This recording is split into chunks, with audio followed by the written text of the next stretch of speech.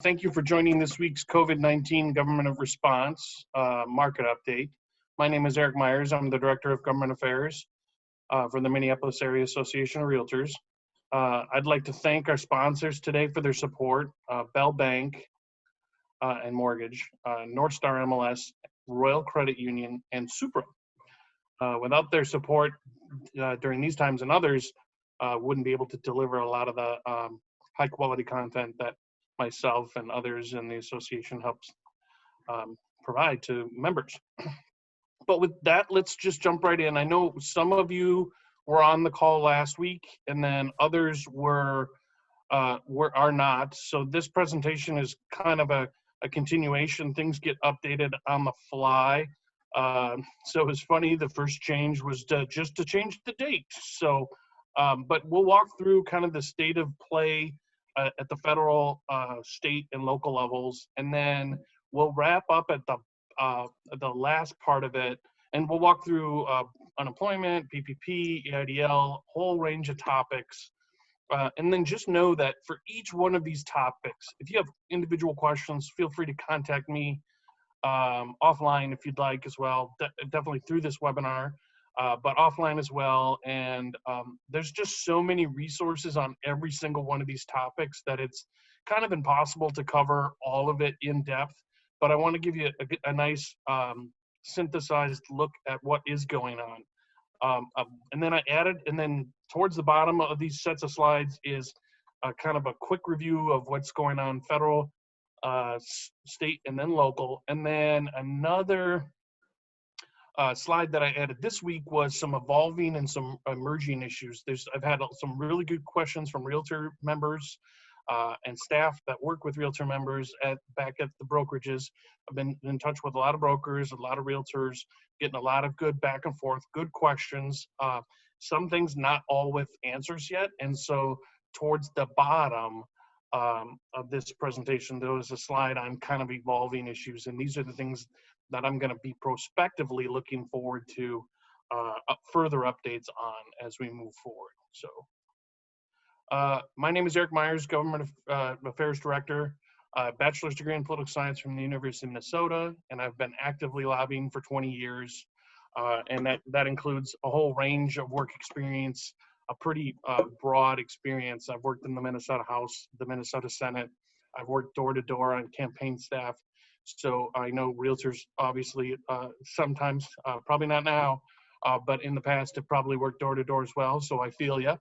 I've worked on an issue-based statewide campaign, and I've worked in a large advocacy practice at a large law firm.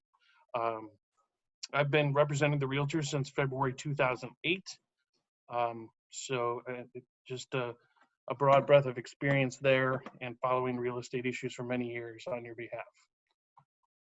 My role is from day to day outside pandemic times is to keep track of what's happening at county and city levels in the 5 counties in Hennepin and the cities underneath Hennepin and the 5 most immediate around those within MAR's jurisdictional territory. And then SPAR separately, they have other counties that they have to cover as well. But I keep an eye on, obviously, what St. Paul's doing. St. Paul keeps an eye on what I'm doing, and we're kind of in constant contact back and forth. Minneapolis did some rental ordinances last year. St. Paul's doing them now, and so there's a lot going on both sides to keep track of. But my day-to-day is Hennepin County and 5 counties in MAR's jurisdiction as based in our charter, and then the 120 cities underneath those 5 counties. My approach during the pandemic has been more holistic, trying to deliver government affairs content to you all and really keep track of what's happening at all 3 levels of government. And the reality is so many of these policies transcend all 3 levels. You know, we saw that a few weeks ago with the passage of unemployment and federal boost and things that we'll talk about, but then all of that trickles down to the states and then gets implemented at the states and local. So, and then policy after policy, it really is truly like that. So kind of right now, the approach is all 3 levels, kind of keep track of what's going on. So I'm watching Congress, U.S. House, U.S. Senate, any executive orders. I'm watching the Minnesota House, the Senate. But I'm also watching, and then any governor's executive orders, and then new guidance from HUD, IRS, Treasury, and more. That's kind of a full bandwidth of and I'm looking for policy items that are very specific to real estate and things that you all need to know, and that it only benefits all of us that you do know these things. Take them back, work with them with your clients, know them for your own business and other purposes. A lot of resources. This slide deck is available, so you can go to the State Association's COVID-19 page and look at their FAQs. You can go to NAR's resources and guidance and look at their information as well. And then MAR's COVID-19 page has been a really robust build. Very early on, we kind of threw everything at you as soon as we could. And then about halfway through that, a couple weeks into that, we said, okay, let's break this out by topics. It's really evolved. It's evolved very quickly. And there's a ton of information in there that you can kind of dive deeper on the questions. So if you're ever up late at night and you can't sleep and you have questions or things come to mind, drop into these sites and take a deep dive. Minnesota stay-at-home orders, Minnesota Realtors are essential. You know that. Just remember that these orders can be rescinded. You do need to follow CDC guidelines, and we should all try to avoid negative PR. And when I say negative PR, for the most part, the first thing I think about is let's not have too many people congregating outside a listing with an arm sign in the front yard that has your name on it or anybody's. Social media works fast. If there's too many people standing on the front lawn next to the sign or about to go in, 10 or so, and someone drives by and takes a picture, next thing you know, the thing goes viral. Let's just avoid those situations. We do have foreclosure and eviction suspensions, both from a presidential order and from the governor's order. The presidential order applies to all properties that are backed by the federal government's secondary mortgage market. This means if you have an FHA house, a Fannie, Freddie, VA, or other government-backed mortgage, you can't be foreclosed on or evicted at this time. And then this order has a specific length of time. It was 60 days from March 18th. And then an additional order from HUD also allows consumers to check with their bank and ask for up to a 360-day forbearance. This gives the consumer the right to ask for that. It doesn't mean it has to be granted. Separately, governor's orders say that nobody can be foreclosed or evicted during the peacetime pandemic, and that applies for an indefinite period of time to all properties. They don't have to, it could be conventional. It doesn't have to be backed by the secondary mortgage market. The question on this, and I think we'll talk about it more later, and it's a kind of an evolving issue, is what kind of terms are people getting? Are there wide differences from bank to bank? Are there terms you don't want to take and terms you do want to take? That's a big question, and I'll cover that more further. Originally, for the first week or so, we were being told, maybe 10 days or so, we were being told that inspectors and photographers were not included in the essential orders. That got updated with new guidance, and they were. I think the case was made that photographers really take the ability for further showings. They're providing an essential service to that transaction. So orders changed, they're now included. As you know, the original stay-at-home orders from the Minnesota governor was set to end on May 4th, so through May 3rd. This got updated to the 18th just last week. I think some of you may be probably aware of that. So here's the slide from the governor's task force on this. And so you can see the recommendations here: wash your hands, stay home, maintain social distance, and work from home whenever able. Last Monday, non-critical industrial-based businesses with no public-facing component, no customer-facing component, were allowed to reopen. That was executed with Executive Order 2040, and that was expected to put 80 to 100,000 workers back into the workforce. This Monday, if retailers that weren't considered essential, the ones that were closed, you can think of the ones that remained open, Target, Walmart, a lot of grocery stores, but customer-facing retail businesses, go back, previous. Customer-facing retail businesses that sell goods are permitted to reopen, that weren't essential, are permitted to reopen if they can operate with a curbside pickup or delivery option. And this is from Executive Order 2048. And there's a link to that here, and you can find more information. Let me see if we are, so then this is, let's see, yep. Any questions so far on that? If anyone has a question, remember you can raise your hand if it's easier. We can unmute you, or you can submit it using the Q&A section.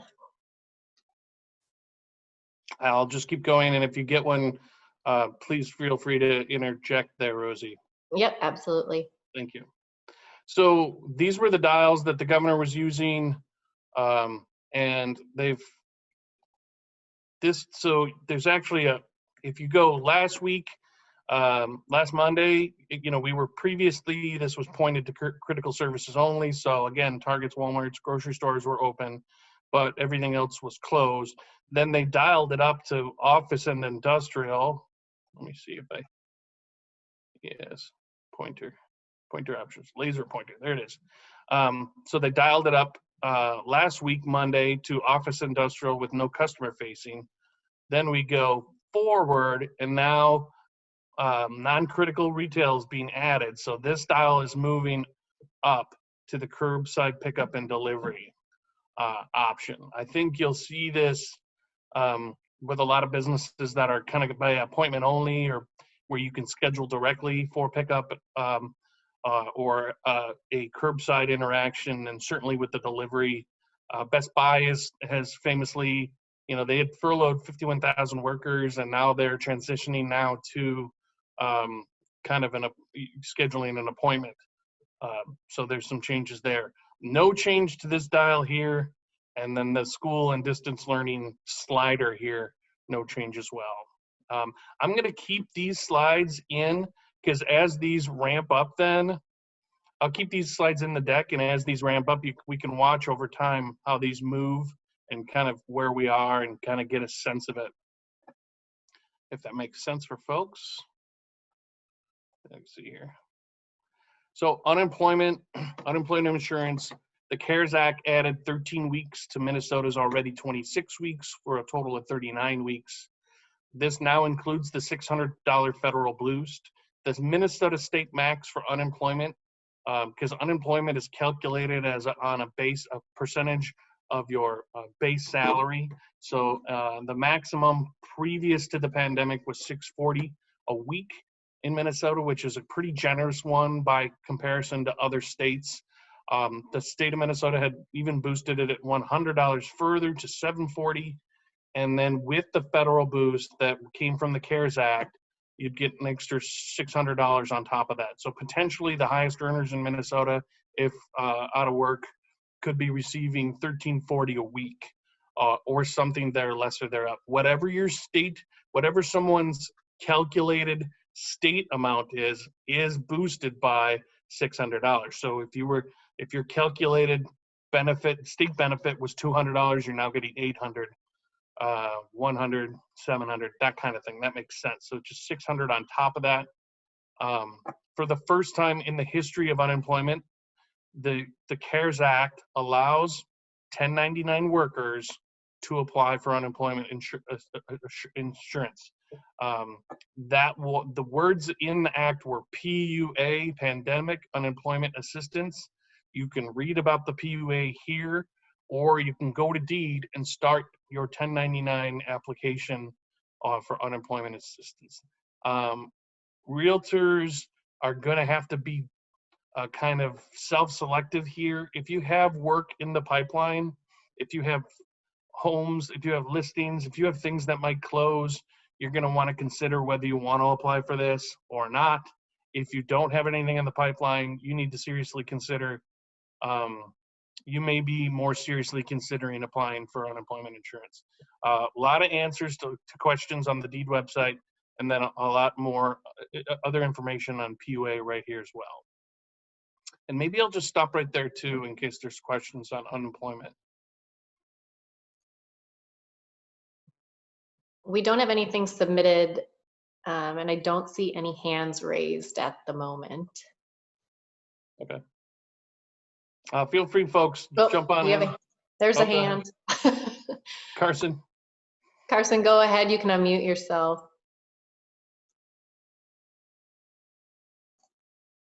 Unmuted. Okay. Does that work? Yes. Okay. Well, this is new territory, but I've had people ask in my organization if they have an LLC or some entity. Does anyone know if that complicates it or makes it work? Have you read any of that in the detailed instructions, or is it just somebody who's a 1099 employee directly for a real estate company? Yeah, it shouldn't matter if you have an LLC. If you don't receive a payroll check, yeah, which would have previously precluded you from filing unemployment, and you do receive 1099s, you're now eligible. When you go to apply for this, Carson, you will be put through the same exhaustive list of questions that a lot of regular unemployment would be, but there's additional questions for PUA versions. The process, there's over 34 total questions. Wow. And real estate, even before Minnesota had the guidance, real estate was added as a profession. Interesting. To a box, a list of professions where it previously didn't exist there before. Yep. I can tell you too, and this is not to belabor it because we got more slides to get through, but I can tell you, like in Ohio, if you were applying for PUA, it was a completely separate website or a completely separate process and link than regular unemployment. Interesting. So some states are doing it that way. Yeah. I haven't personally looked at it, but I've had questions in my group from other agents. I do know a number of agents that have already been funded. Good. Through unemployment. Gotcha. They are working through the backlog. So if I created a little cohort, but someone had applied on March 29th and they were funded last week. And then I had another person that had applied on April 29th and they were funded last week. Wow. Kind of interesting to see the different experiences through it. Yeah, thank you. No problem.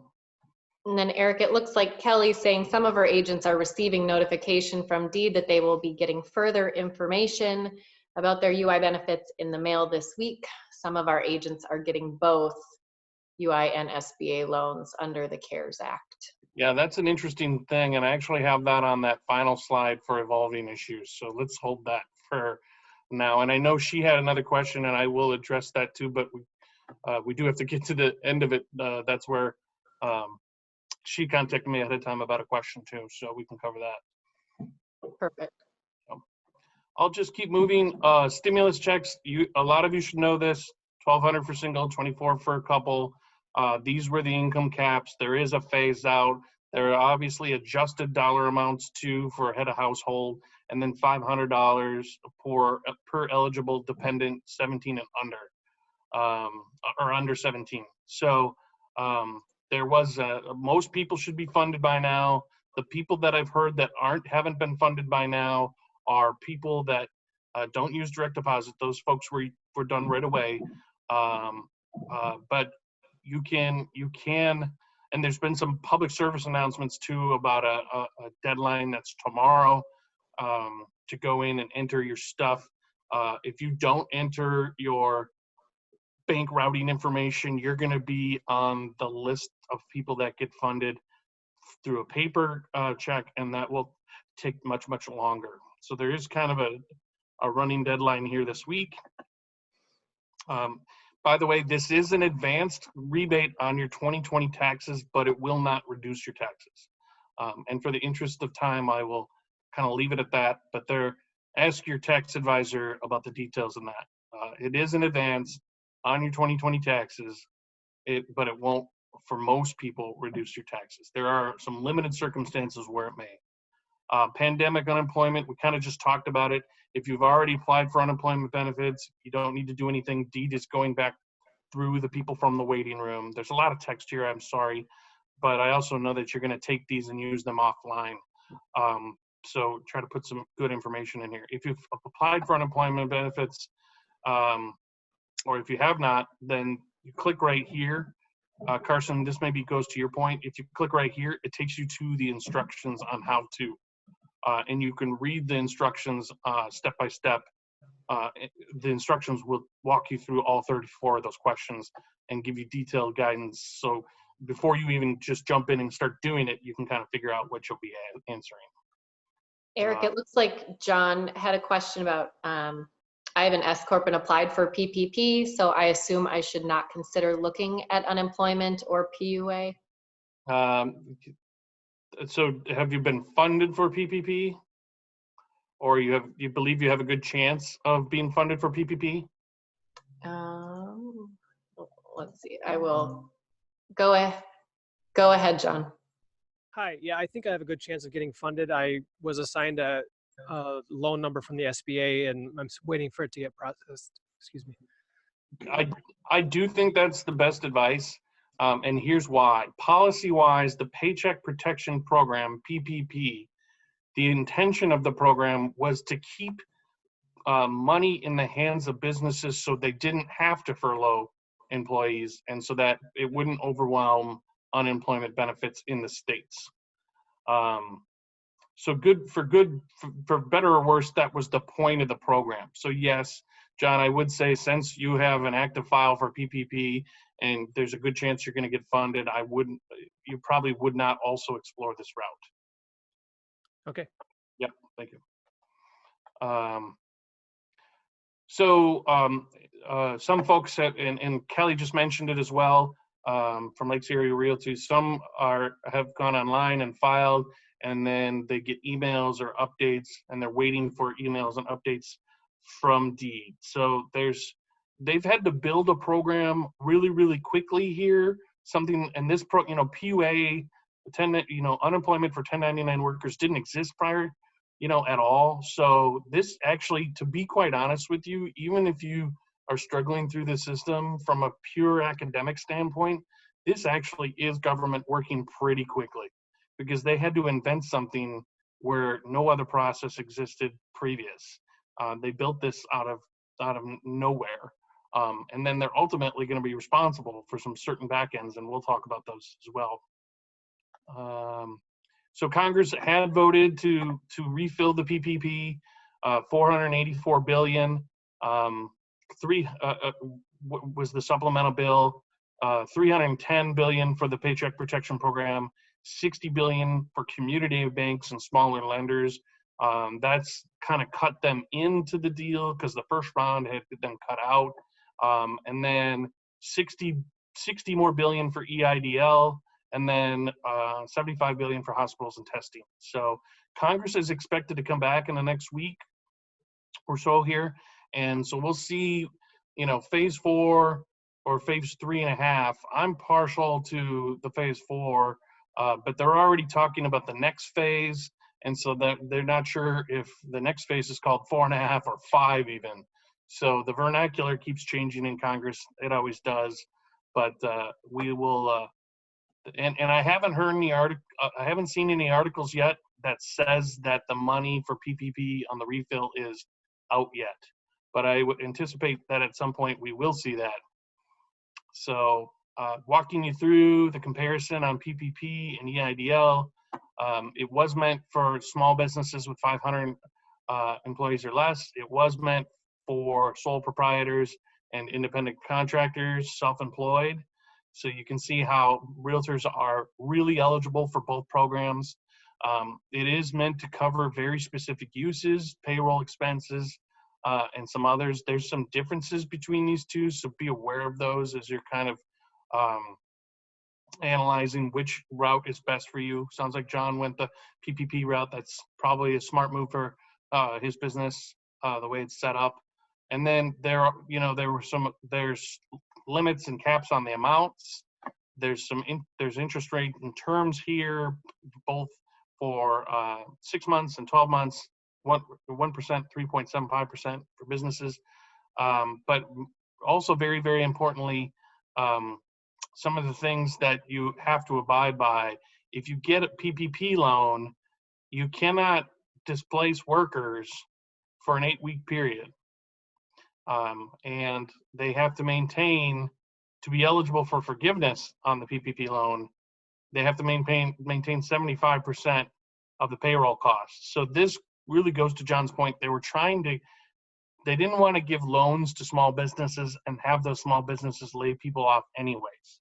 They wanted to give loans to small businesses to keep people from being furloughed and laid off and unemployed. The difference between PPP and EIDL existed before the crisis. You could have applied for some other emergency previously. EIDL, you apply directly with the SBA, and PPP, you apply directly through an SBA approved lender. So this is work with your lender, get the documents, be ready to submit, get the loan number like John did, and he's waiting. Over here, it's get all your information, put it all together, and apply directly at the SBA.gov website. So there's some guidance here. This is from NAR. I stole it. That's why it's text heavy here. But it just walks you through certain situations and scenarios if you have applied, if you hadn't applied. This was from the refill. So just to be aware of some of these things. Like I said, it does apply. PPP does apply to individual independent contractors. So an individual realtor or an LLC, but an individual realtor, and you're like, well, what documents do I need to collect?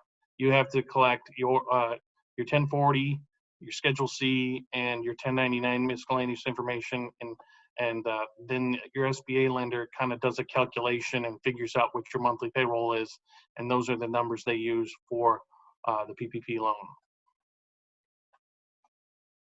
So first round, how did Minnesota do? I would actually say Minnesota did quite well. You can see who did the best, Texas and California, raking in over 20 billion apiece. But Minnesota right there at 7.6 billion, not too many states behind some of the biggest states. We got 7% of all the funds from up front. So you can see that 33,819 emergency loans were approved with the first round. I'll be looking to add this chart to the next one and see how we go from here, so we can keep a comparison up. Other CARES Act provisions, student loans, no payments for 6 months, no interest, no penalties.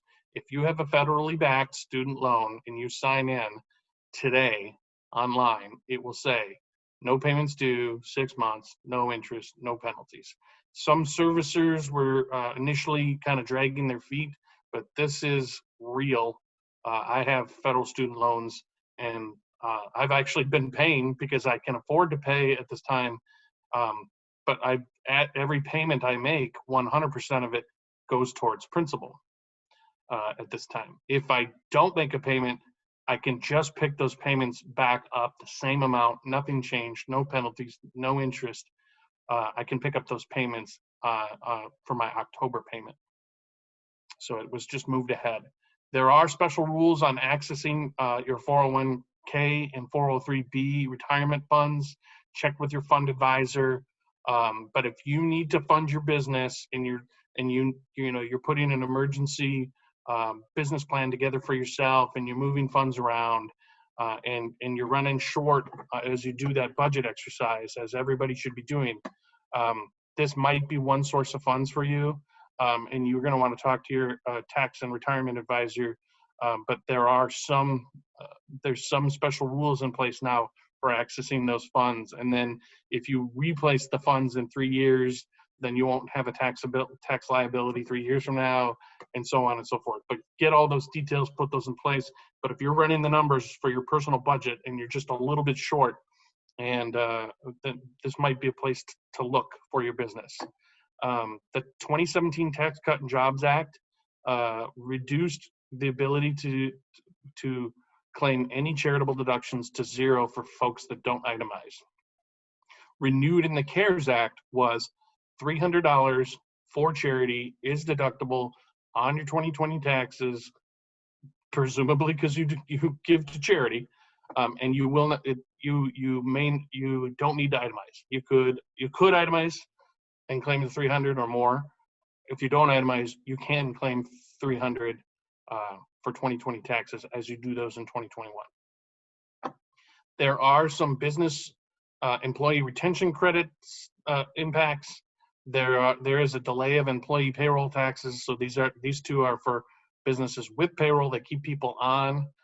So there's some benefits for them throughout the year. And then a lot of tax deadlines have been extended at the federal level. The 1031 deadlines have been extended. The tax opportunity zones have been extended. And I like that the federal government did this. They extended them to July 15th for all of these programs. So kind of a universal, this is one of those rare occasions in government when they get it all right and they tie it all to one date. So as not to confuse the public, and it makes it really easy and seamless to, what's the tax deadline? What's the 1031 deadline? It's all one date. The federal government got it right this time. And there's many, many more CARES Act provisions. Not all of them are belong to real estate necessarily. And with that, I would take more questions before we move on as well.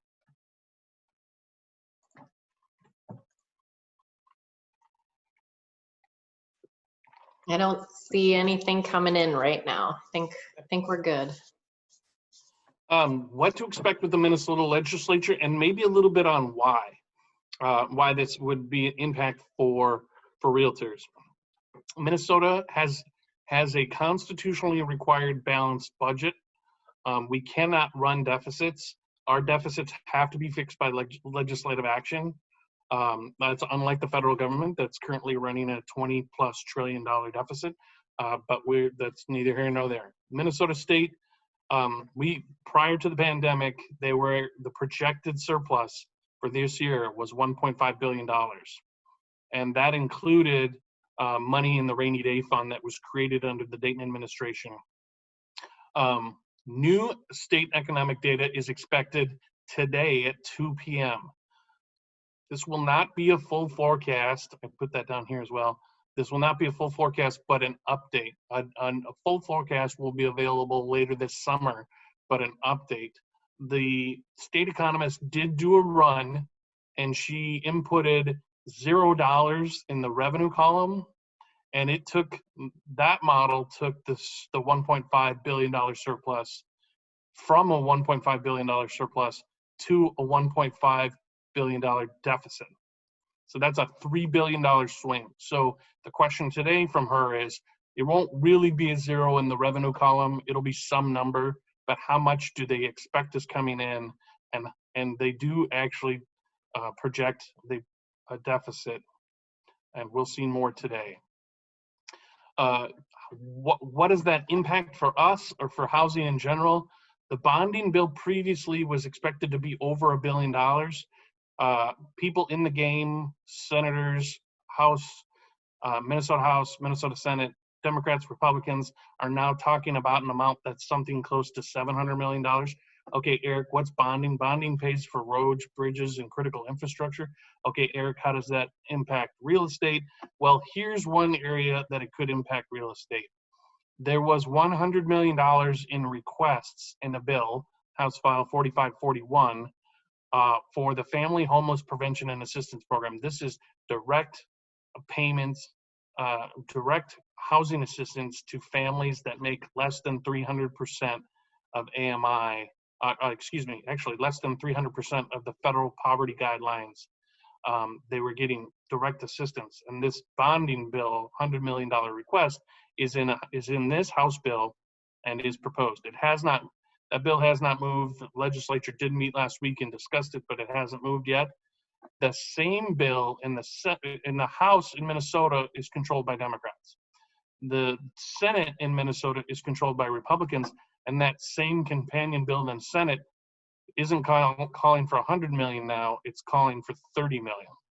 So there's some politics being played here with the amount between these two. You can expect, if there's movement on this bill, that somewhere between these two amounts will be the likely compromise. Anything less than 100 million, and a lot of tenant organizations and a lot of homeless prevention programs will be very, very disappointed. But the budget overall is impacting the ability to do this program. The Minnesota Legislature is out till today. They're going to get economic data. There is a potential special, they're supposed to be done by the end of May. They have a constitutional obligation to be adjourned by the end of May. And then you be prepared for a potential special session in June. And then here's that budget numbers are coming. I just mentioned the Minneapolis City Council for a second. They are operating with a smaller committee structure. They've enacted a hiring freeze. They are working on enacting the second half of a wage freeze. The first wage freeze for non-represented employees is in place, and they hope to complete the union representation very soon. And when they do, the wage freeze for all Minneapolis City employees will result in a $6 million savings. They're also delaying some large purchases. So this is just, you can kind of get a sense too what the policy environment post-pandemic is going to be like when when all units of government are additionally constrained by revenue situations. I will also note it, I don't mean to put this in here to incite any kind of back and forth or political commentary, but a group of folks, this was coverage from Fox 9 News on last Friday, and there was a group of folks that protested and were calling for a rent strike, canceling rent and canceling mortgages. And so you have this very activist base that wants to get out and get these messages out. Days before that, Wednesday of last week, there was an article in MinPost, and it was the governor actually asking these groups not to hold their rent strike parade. They ended up doing a drive-by and putting their messages out. He kind of pushed back on that idea, and the reason is, he said, listen, the House bill has $100 million to help folks. The Senate bill only has $30 million. He didn't want any backlash from the rent strikes to impact the potential for this bill to move. So I don't mention this to say you should be on this side or that side. I'm not telling you what side to be on. Just to be aware that there were calls to cancel rent and mortgages, and there was this planned activist protest, and the governor actually told them not to, and they still did it anyway. To be fair to this group, I can absolutely see their point. It's very difficult to pay rent. It's very difficult to pay mortgages if you've lost all income. I have individual friends that have applied for PPP, haven't heard back yet. They're self-employed and they've applied for unemployment, haven't heard back yet. And their businesses are front-facing customer business, and there's no way to do curbside. There's no way to do delivery. And that friend of mine has been out of work since the beginning. So as soon as they were told to shut doors. So it's very hard to pay rent and pay mortgages in these times. But yeah, just be aware of that. And with that, I think I saw a question, Rosie. I don't have anything on my end. Was it sent directly to you? Oh, I don't know. I don't seem to have anything. All right. Let me see.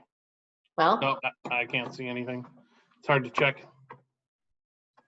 We're kind of wrapping up anyway, so I can take some more questions at the end if that's okay. But yeah, sure. Keep them coming in.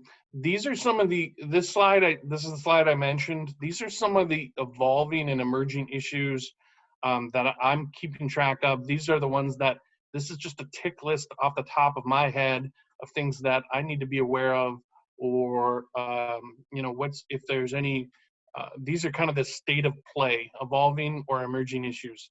There have been discussions. You can watch YouTube's.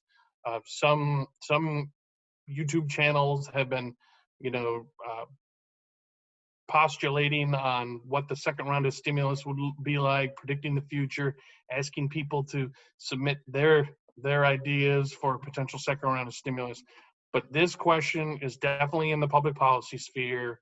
This is definitely in the ether. People are wondering, is the government going to do a second round? There is a lot of pushback on Congress, though, with regards to the current debt level and whether they want to add even more. Remember, the CARES Act was $2.2 trillion of newly issued debt on top of that current debt. And then plus the PPP refill is, just under a half a trillion. So that's 2.684 trillion in just those two alone in brand new debt. So that's the pushback. There's this question about a second stimulus, but there's also like, wait a minute, we don't even know how well the first round of stimulus is working. So there's a lot of that. I'm looking for more federal guidance on foreclosures and evictions. This whole question is very difficult. So the people, we just talked about it on the other slide, but people at the local level asking for the state government to cancel evictions and mortgages and payments and rent payments, and that's a very difficult situation considering two factors. Most mortgages are offered by federally chartered banks. And then most mortgages are private contracts between the bank and that federally chartered bank. So calls to further cancel rent or cancel mortgages at the state level are kind of in the wrong court, wrong tennis court, wrong field of play. Because federally chartered banks, they don't follow state rules, they follow federal rules. And private contracts between individuals. We saw this with the foreclosure crisis in 2008. It took, reminder, for people that were in business at that time, it took the federal government 3 years. I mean, the crisis started in 2008, but we didn't get loan modifications or mainstreaming of mortgage modifications until late 2010, early 2011. That's 3 years that it took banks and Congress to even really start to think about that issue. Now, by contrast, when you've seen some of the interventions we've already talked about in this video, in this presentation, you've seen things created in 3 weeks' time that took 3 years in the last crisis. So that's kind of amazing if you keep it in that perspective. But these two items are definitely in play for this one. More state guidance on foreclosures and evictions. We just covered it. There has been increased local pressure to act. I'm just not convinced that the governor, I actually know that the governor sees it as beyond his role to make any further changes here. I'm not saying he won't. I'm just saying so far he pushed back on that group that wanted a rent strike. He told Multifamily Association that a unilateral order to cancel rents was kind of a non-starter.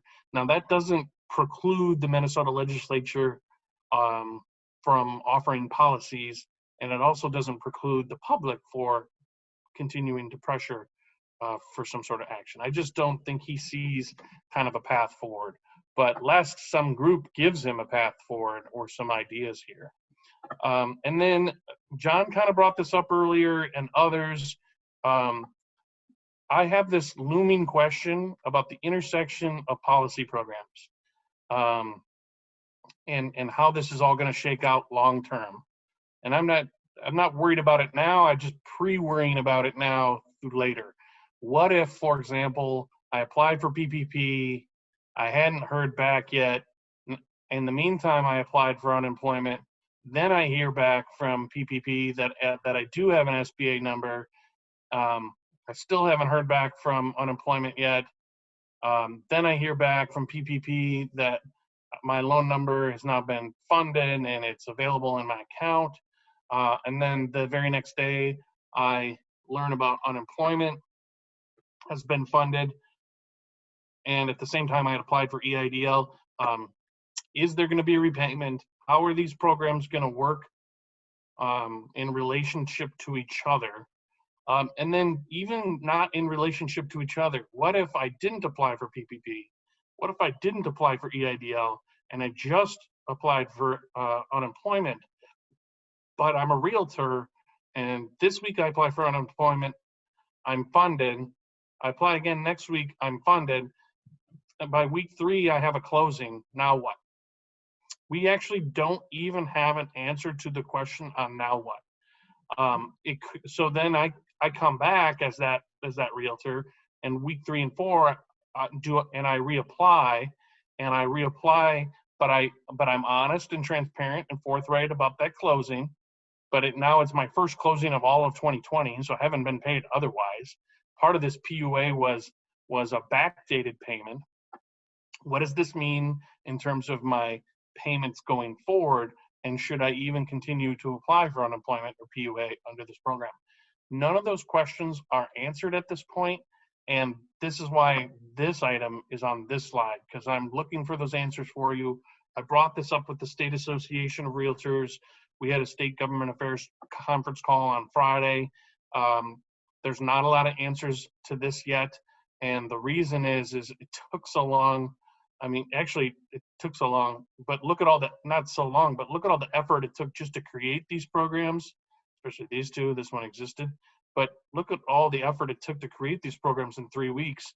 And they really, to some extent, they don't have all that necessarily even available in guidance from Treasury to deed. So this is an emerging issue. We're going to continue to watch this one and find out how it plays out. And I would, just kind of an evolving emerging issue, this one maybe not related to real estate so much, but I think you're going to hear increased calls for an increase in chatter on pay or benefits for frontline workers. I think politically, getting more money, getting more benefits in the hands of people on the front lines, doctors, nurses, people in COVID units, but then also people that are really super critical infrastructure workers, right down to the person that stocks your shelves at your grocery store. I think there's going to, in any new phase of relief from Congress, I don't think they're going to be able to avoid asking themselves this question: how do we get more pay? How do we get more benefits for people that are literally putting their physical life on the line every day to go to work for us? I can tell you where I personally stand on this one. I can just say that I think we all understand now in a new way how these frontline workers have always been super critical, and maybe we just didn't realize it. So I think that's the question, the policy question that's going to be on their minds as they go to do any new federal interventions. And so I wouldn't expect anything to pass without some homage, some stuff being proposed there. There are some bills out there that I'm sorry, to a certain extent, are in Congress that are a little bit of noise, that have really no chance of passing. And one of them is from a congresswoman here in Minnesota. I won't say any more about that, but you know, an outright bill to outright cancel mortgages and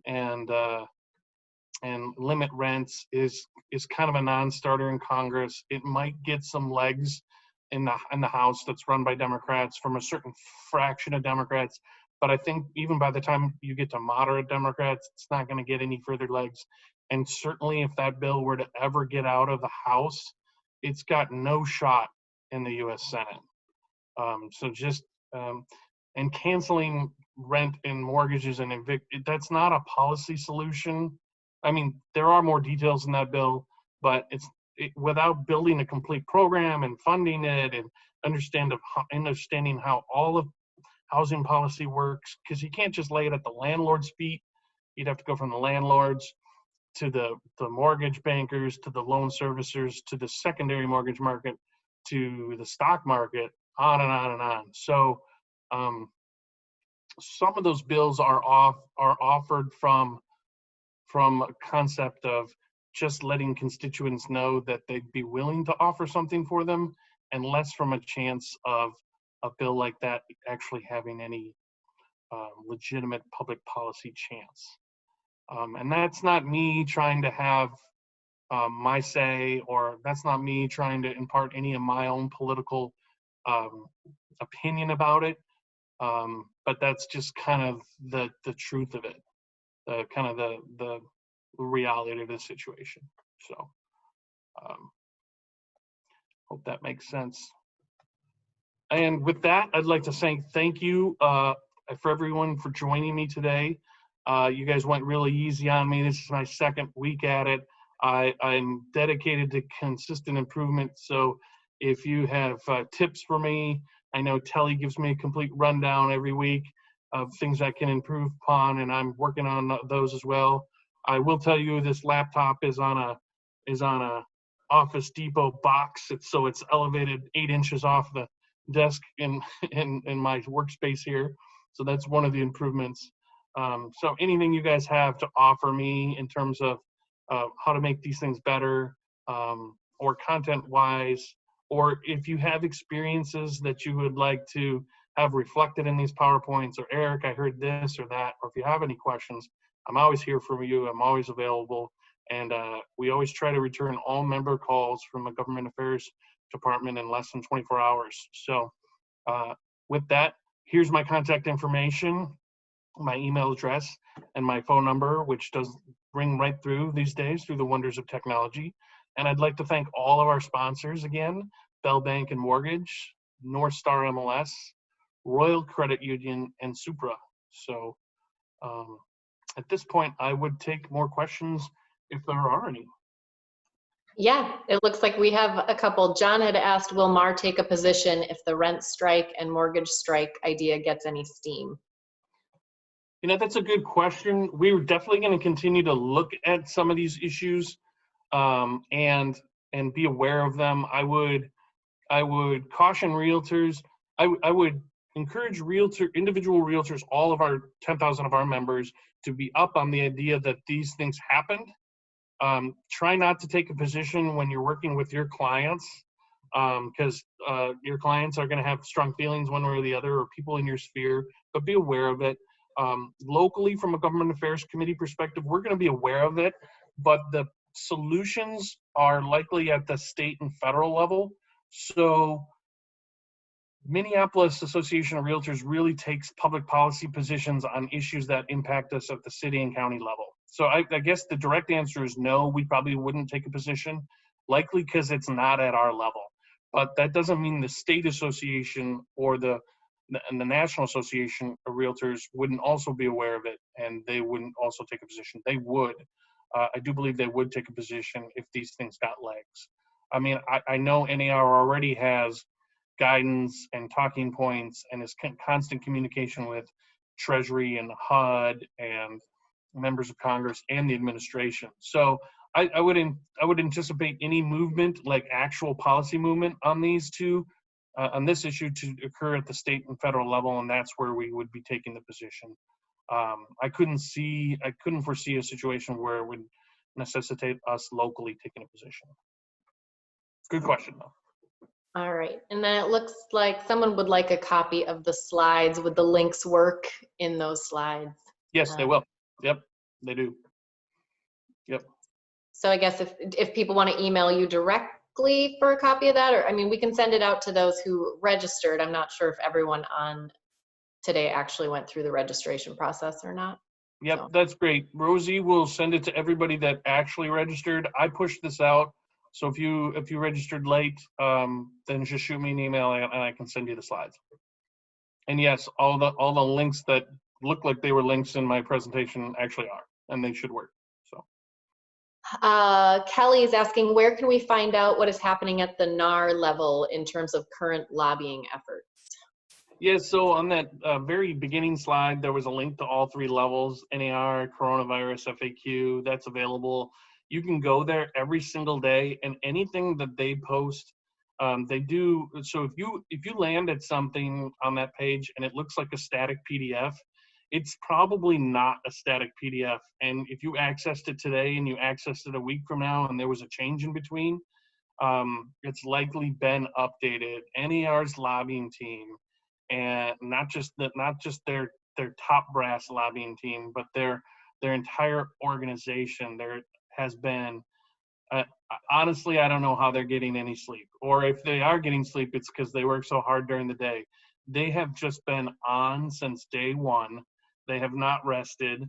They just continue going, and there's every single lobbyist, every single field rep, every single subject matter expert has been 100% through this entire pandemic, and they've been, what about this, what about that, and there's guidance all over the place. And Congress starts up on a new topic and they turn to realtors, and the realtors are back to them in that same day with guidance on a whole new subject that they didn't see coming yesterday. It has been an incredible effort and response to watch from even my seat, as I have an idea of what they're going through. But I just look up in awe, and that staff is doing an incredible job. The state staff is doing an incredible job too. The legislature doesn't even meet. You can't, the legislative members at the legislature are sitting on folding chairs throughout the entire rotunda. And when they come in to vote, they are being brought in to vote in groups of 6. And then when those 6 are done voting, they leave, and the next group of 6 come in. So and then their staff has been incredible. So it's kind of been an all hands situation. And I've, as much as over time in my career, you get frustrated with the lack of inaction in government, this is one of those times where I've seen a lot of action in government, and it's more to the good than the other way. So hope that helps. Wonderful. Well, that's all we've got for now. Well, thank you so much. Again, our sponsors are below there. Without them, we couldn't deliver this exceptional content. This will be recorded and will be available to members. So if you know someone in your office and you're like, I saw this great presentation today, it had a lot of good information in it, feel free to share the slides. And then the link is available usually it'll be in Trade today. So thank you so much. Thank you. Yep.